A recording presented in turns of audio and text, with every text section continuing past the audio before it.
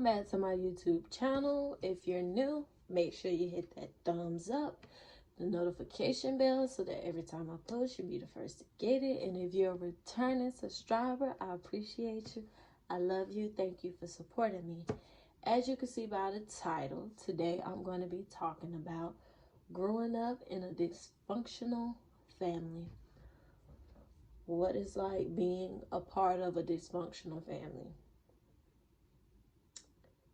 It's not a good feeling at all, because you really don't have people there for you.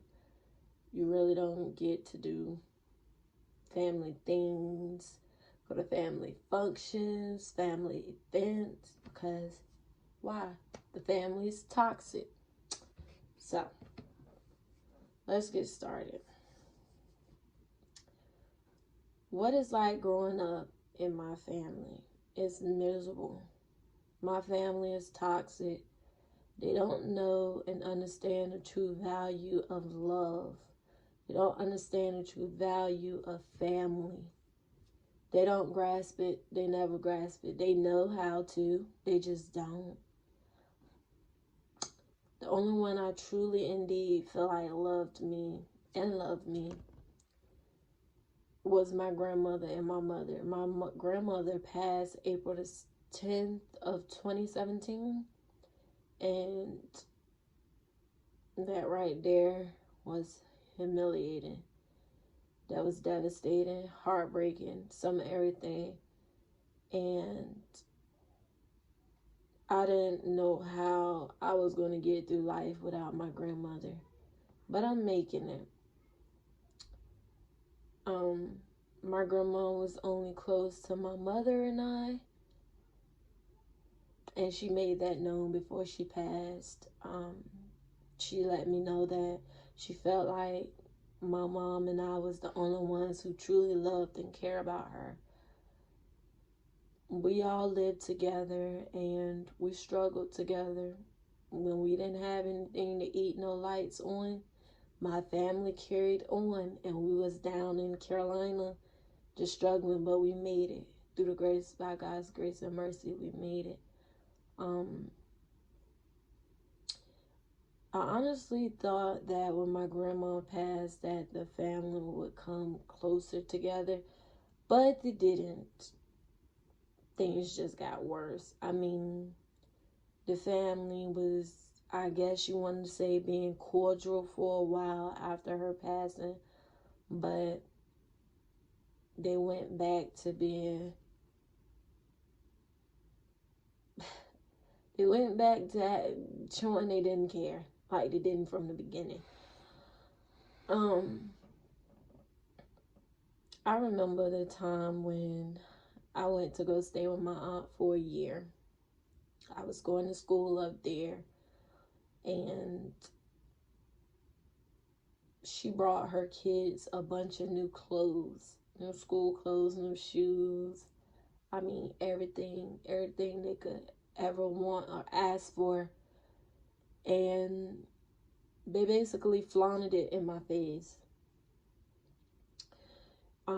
They would open up presents in front of me. I didn't get anything. I had to watch the joy on their face, and I was just sad, because I'm like, you my aunt, how could you do something like that to me? And you thought it was okay. Imagine having an aunt that always try to compete with you, always put you down and say stuff to put you down, but it don't put me down. Sometimes it just made me want to get out of character and go in on her, but I didn't. I let God fight my battles. So let me give you an example of things that she's done and said. Well, she told me that I think I'm cute. I don't look better than her. And I remember the day of my grandmother's funeral, she called me in her room and asked me what was I going to wear. And I said white and silver. She didn't know she was going to wear white. Excuse me. She was going to wear white on white. But when she seen my outfit and shoes, she decided to change hers. So when we was leaving out to go to the funeral, she gonna say, I see somebody trying to copy me out loud in front of everybody, and people just laughing like, what? You asked me what I was wearing. You seen what I was wearing. I think I was wearing the color first. And then for you to state that I'm trying to copy you, you's a grown some year old woman. What's the problem? And I remember when my grandma and I came from Carolina to go up to Virginia for Thanksgiving. Thanksgiving was the next day. We got there the day before, and we arrived to her house, and her house was dirty. Now, mind you, her house is always dirty. But when company comes, she want to make the company clean. When she has 4 or 5 kids, I'm not sure. I have to count them on my head, but she got multiple children. And they sit around the house and do absolutely nothing. Not nothing. But you want guests to clean your house. Does that make sense? So I told her I was not cleaning up. Your house was dirty before I got here. If I mess up something, I would gladly clean behind myself. But I'm a guess, why are you trying to get me to clean your house when you have kids? She flew off the handle, you guys. She tried to fight me. Right, shocking, right? Crazy, right?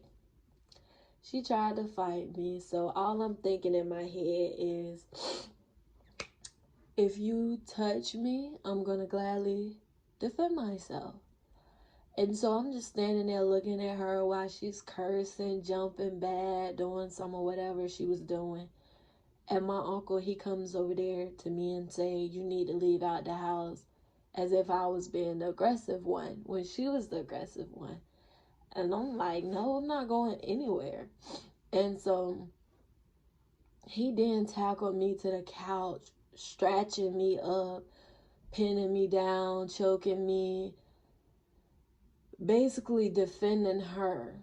All because he did this to me, all because I called my mom on the phone and told my mom what was going on. And that she put me out and said that I couldn't attend the Thanksgiving because I wasn't going to clean her house. Like, this is her problem. This is why her own daughter left her. Because you put too much pressure on people and you're the adult. You're the adult. That's your house.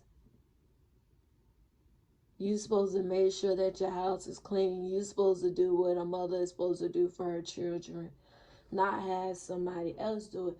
So when I told her no, I said, your own kids come to my house and they don't clean up behind themselves. I'm the one that has to clean up behind them. My mom doesn't make them clean up. You know why? Because she know they ain't gonna do it. They don't even do it at their own house. So that's when she flew off and tried to fight me. And so I'm trying to get my uncle off me. He's steady on me, wouldn't move. So I told him, you get off me, I'm gonna call the police.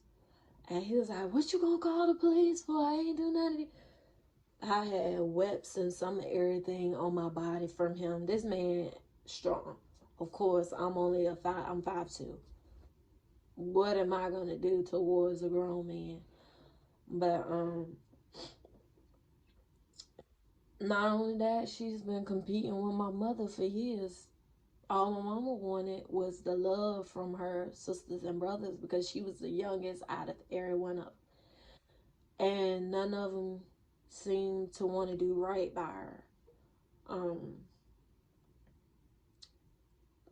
My mom even tried to buy her love. The same aunt that tried to fight me, and my mom's been trying to buy her love forever. I remember time when my aunt was struggling and she didn't have anything.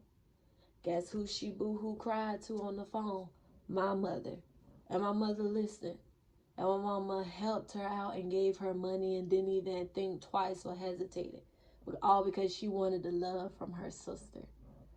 And not only did she give her over 500 some dollars of money, she gave her a brand new couch set, a brand new flat screen TV. Mind you, the couch set was brand new, still had the wrapping on it.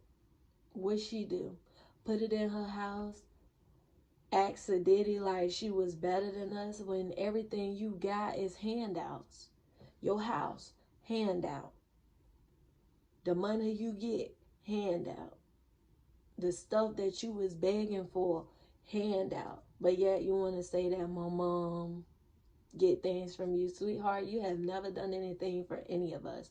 So we're not going to lie. We're not going to make up things. We're going to tell the truth. And the truth is, everything she ever owned and got was a handout. Everything my mama worked for, she grinded. She worked for, didn't get no help from nobody.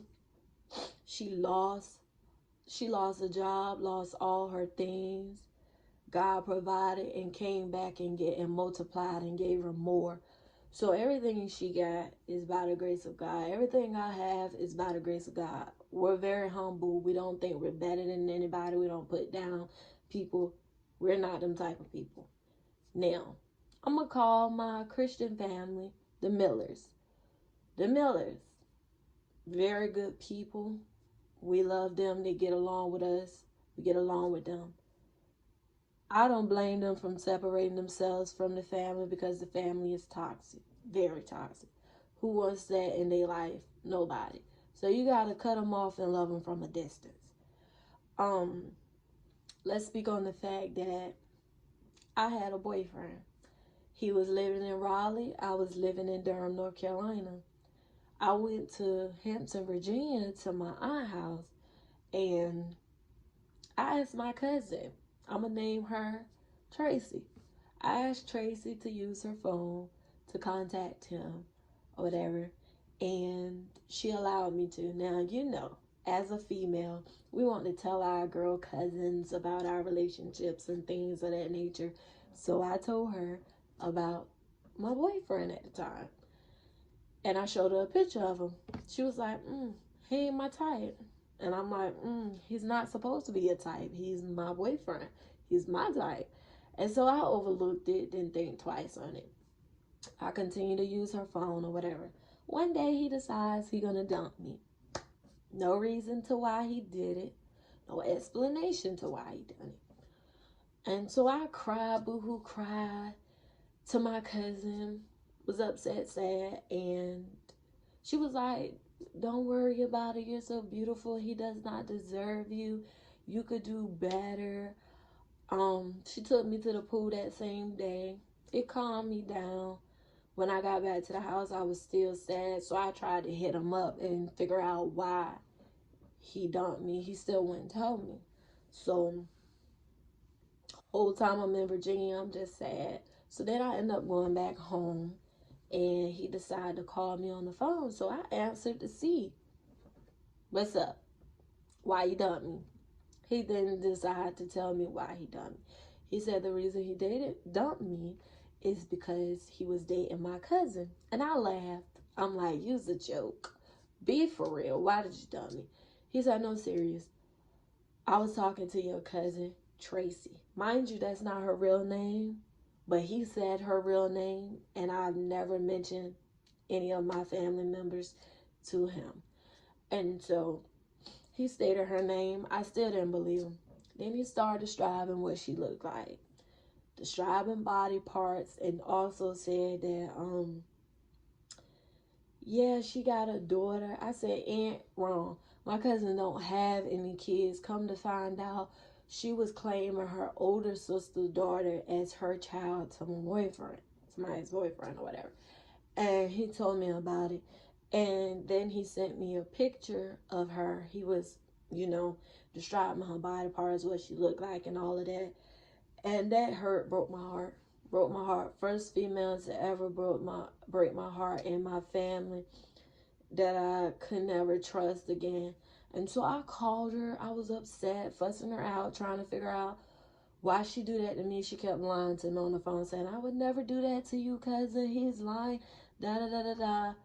And I'm just like, bruh, I have the pictures, and he described you to a T, like, you're caught.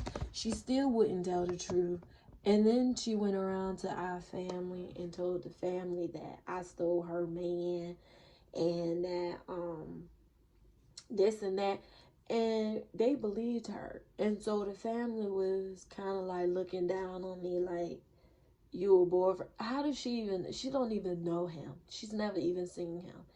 She lived way in Hampton, Virginia, and he was living in Raleigh, North Carolina. Does that make sense? Like, but they wanted to put me down and take her side or whatever. And to this day, she be trying to hit me up, talk to me, talking about, can we link? And I ignore her because that's never going to happen again. I don't trust her. And she still hasn't learned her lesson, because I was talking to a guy recently, and I put a video up on my stories of me and him, and I wasn't in the video, but you could hear me talking to him, and he was talking back to me, smiling in the video. So the camera was just pointing towards him. She hearted the video. Mind you, she's never hearted nothing of mine on Facebook, not my pictures, not my status, not nothing. But no sooner I post the guy I was talking to, you heart his video. So that let me know that you still was on that same type of time. And so I'm just like, family or no family, I can't rock with you. I can't get down. I can't trust you no more. So I'm gonna just have to love you from a distance, and that's that. But my mom and I are truly alone. We don't have anyone. We don't have any family. I mean, thank God for the new bundle of Joy, my sister, that's on the way. Another addition added to the family. But the only thing I hate about that is that she got to be welcomed into a toxic family. And I don't want that for her. But yeah. My family has been something I watched over the years. My aunt steal things from my grandmother. Uncle take from my grandmother. These are my grandmother's brothers and sisters. And I'm just like, watch people use her because they knew she would help and she would always give her last. It's just like, we've been through hell and back, and unfortunately she left here before we did. But now me and my mother is just simply alone. We're together. All we have is each other. As far as my brothers, I've never really felt like they was truly my brothers, because they will always claim other people as their sisters. They will always be there for other people. But when it came down to me needing them or my mama needing them, they're nowhere around. It's always excuses. I give my oldest brother the benefit of the doubt. I'm going to leave it at that. Somewhat the benefit of the doubt for him. Youngest brother, disappointed. My family is just something, man. They have family functions, events, and they don't even invite us. They go to them together. They stick together. Every holiday, just my mom and I, no family. That's sad, but it's all good. I ain't gonna lose no sleep behind it. I'm not gonna cry about it, because one day God's gonna bless me with my own little family, and I'm gonna get my husband and my kids, and I'm gonna teach them the value of family, friendship, honesty, trust, loyalty, all of that. God, keep God first in the center of everything, and that's my life. So thank you guys for listening. Make sure you subscribe and stay tuned for my next video. Love you guys.